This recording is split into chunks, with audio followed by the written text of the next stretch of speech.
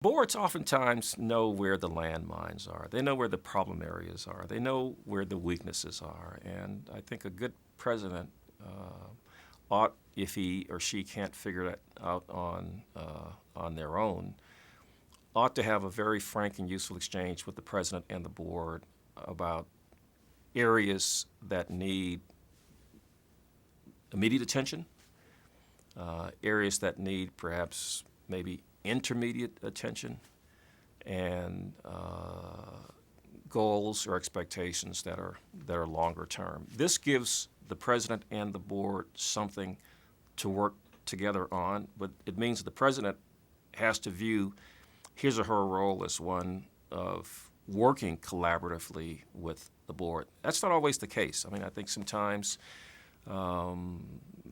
presidents say there's only one person to sit on the throne, which is true. But I think in order to move the institution forward, to fulfill its mission, to maximize the role of what the board has to offer, there has to be collaboration. AGB calls this integral leadership, where the president and the board understand they have a covenant.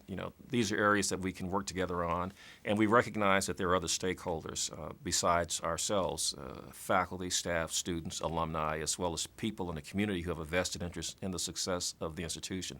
The president cannot do this alone. The president needs to work recognizing the need for a spirit of collaboration and work towards making that happen.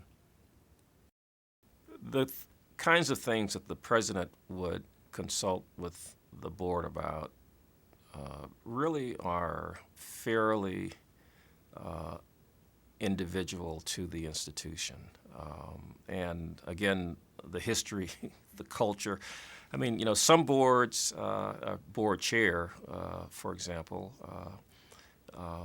may wish to be consulted only on matters that he or she feels the president really does need advice or counsel on. Some boards are more hands-on. I don't mean with respect to intrusion, but they just want more and more information than others sometimes. But I think if there is a desire to change or to alter the mission of the institution, for example, if there is a desire to start a program in the Middle East, for example, if there is a desire on the part of the college or university to dramatically increase enrollment, I mean, I think these are issues that a wise president would gleefully consult the board about.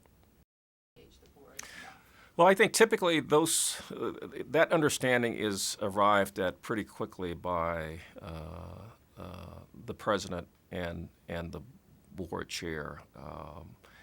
What areas that the president needs to consult the board chair or the board as a collective about.